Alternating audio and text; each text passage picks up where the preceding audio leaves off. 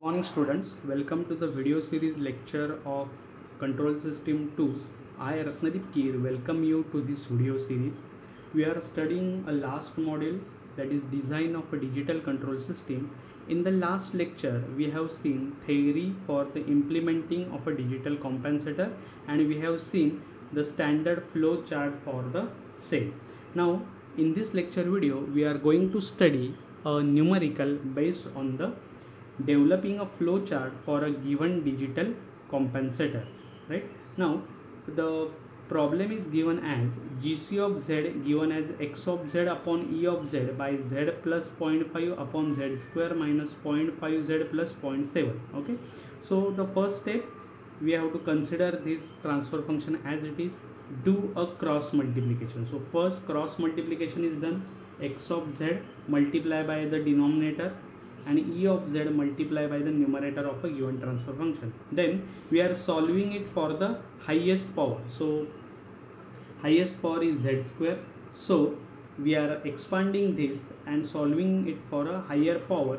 So x of z into z square plus remaining term minus 0.5 z plus 0.7 multiply by x of z is equal to z plus 0.5 into e of z we are keeping as it is. Then we are shifting this term on the left hand side, on the right hand side here.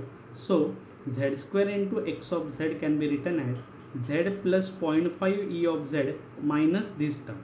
Now x of z can be written as, we have to divide each term by z square on the right hand side. So x of z can be written as z upon z square, so it will be minus z inverse plus 0.5 upon z square, so it will be minus z raised to minus 2 whole multiply by e of z. Similarly on the right hand, in the second term minus sign as it is, minus 0.5 z upon z inverse, so it will be minus z inverse plus 0.7, no term of z is here, so 1 upon z square is z inverse into x of z. Now we have to represent this as a standard flow chart that we have already seen. You can refer a page number of 763 of Norman Nice to have a look for the flow chart for the second order digital compensator. I am just showing you from the book. Okay, so this is the standard chart or standard flow chart. You can see E star of t, a2 by b2, a1 by b1, a0 by b1, these are the coefficients, these are the time delays, these two are the summing points, and b1 by b2, b0 by b1, these are the time delays from the x of t. Okay, so in the same fashion we have to represent this block. Now if you see this, or if you compare this flow chart, okay, you can observe that, okay, E star of t, okay, there is one delay, there are two delays because there are two terms of z raised to minus 2 is there. So first is E star of t minus t. What is the coefficient of z inverse? 1, so we have written 1 here.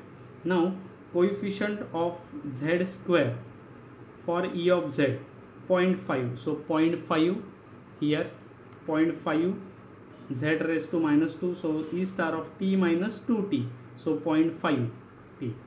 Then the summation point, then second summation point. Now for this we are writing minus 0.5 into z, so minus 0.5 z inverse means there is a one delay t, so x star of t minus t, plus 0.7 z raised to minus 2, so means second delay x star of t minus 2t, these two with a negative signs, okay, and given to the x star of t. So this is how you should solve a problem or represent a flow chart for a digital compensator.